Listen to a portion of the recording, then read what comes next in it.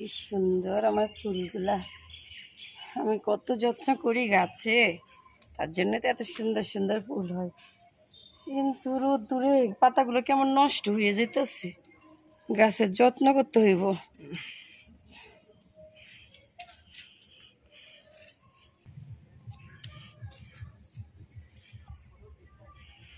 কত সুন্দর ফুল হয়েছে গাছে। কোন একর ঠাউর পোটা হয় আমার। কি করতেছেন আপনি? দুদিন ধরে দেখতেছি ফুল গাছে যত্ন করছেন। আমার গাছ আমি যত্ন করবো না, করবে পাড়ার লোকে? কেমন কথা কন আপনি? সবাই তো করে না। সেসব ঠিক আছে তো। ঠাউর পো, তুমি আমার কোন পুষ্যের ঠাউর পো? কেন আপনার ভাড়া আইছি, আমি চিনতে পারেন না? ও, আপনার সেই নতুন ভাড়াটিয়া? হ্যাঁ, তো আপনার কি সাথে বউ আইছে? হ্যাঁ, ফ্যামিলি আইছে না। ও আচ্ছা, ঠিক আছে, আইছেন ভদ্রভাবে থাকবেন। এই বৌদি বৌদি বলে পিছে পিছে ঘোরাঘুরি কম করবেন। আপনার দাদা আবার দেখলে পরে আমার খুন করে ফেলবো। বৌদি বৌদি, দাদার নামটা কি? ও বাবা, ভাড়া আইছেন ভাড়া? হ্যাঁ, মালিকের নাম কি সেইটাও জানেন না? না, জানি না, আমি স্বামীর নাম মুখে নিতে পারবো না, আমার পাপ হইব। আপনি তো ওই যুগের পয়রা রয়েছেন। আগে ঠাকুমারা বলতো স্বামীর নাম বলতে নেই, বললে অমঙ্গল হবে। হ্যাঁ, ঠিকই তো কইতো। ঠিক আছে, আমার তো উনি আমারে নাম ধরেই ডাকে। ও, আপনার উনি আপনার নাম ধইরা এটাকে? নাম আমি ধরেই কি ডাকে। করুম? এখন এই যুগে না, আগের যুগেরা তো অনেক কিছু মানতো, এখন তো আরে ওরা মনে না। এখন মানেন না? না, আপনার উনি মানেন না বলে আমি মানবো না? সেটা তা তো হয় না, তা তো হয় না। হয়। আমি আমার স্বামীর নাম ধরতে পারি না, ওটা আমার স্বামীর অমঙ্গল হয়।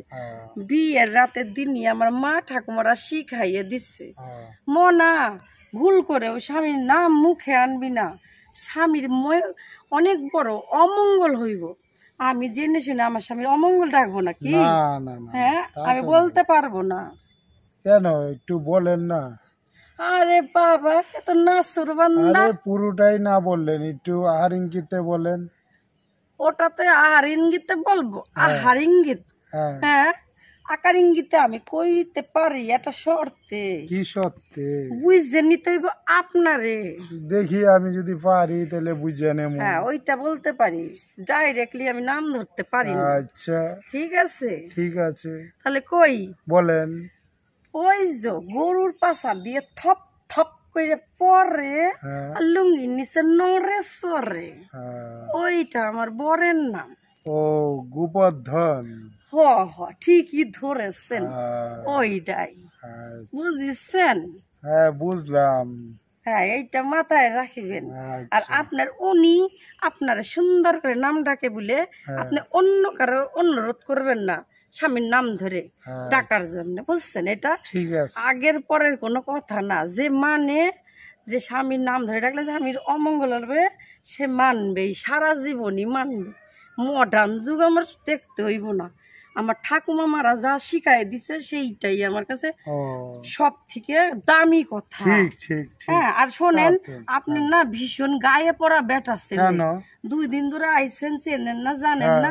একটা মহিলার সঙ্গে এত কথা কি আছে? কথা বললে কি হয়েছে? আমার বাড়ির লোক খুব কঠিন লোক, উনি যদি দেখে আপনার সঙ্গে আমি আল গল্প নিয়ে বসছি, আমার এই ছাদে আসাটাও বন্ধ করে দিব। আল গল্পের কি? আপনার কি দরকার আমার সঙ্গে এত কথা কওয়ার? একটু কথাই বললাম। আমার স্বামী আমার ঘর থেকে বাইরেতেই মানা করে। তার মধ্যে আমার গাছগুলো যে আমি একটু বিকেল বেলা এই ছাদে আসি, নতুন ভাড়াইতে আসলাম তাই আসলাম একটু। না, আপনার একটা কথা কইয়া দি, আমি যখন ছাদে আসবো খবরদার আপনি আমার পিছে পিছে আসবেন না। তাহলে আপনি কি চান আমি ছাদেও না আসতে পারি? আচ্ছা, ঠিক আছে। উনি খুবই কঠিন মানুষ। হ্যাঁ, ঠিক আছে, যদি একদিন আমার নজর পড়লো যে আপনার সঙ্গে কথা কইতেছি, উনার নজরে যদি আমি পড়ি, আমার তো ধরে মারবই, আপনারও ছাটাই করে দিব এই বাড়ি থেকে, বুঝছেন? আপনি এখন আসতে পারেন। ঠিক আছে, আসলাম। যত সব ভাড়াইটে থাকবে ভাড়াইটের মতন, মালিকদের সঙ্গে তো মিলামিশা কিসের?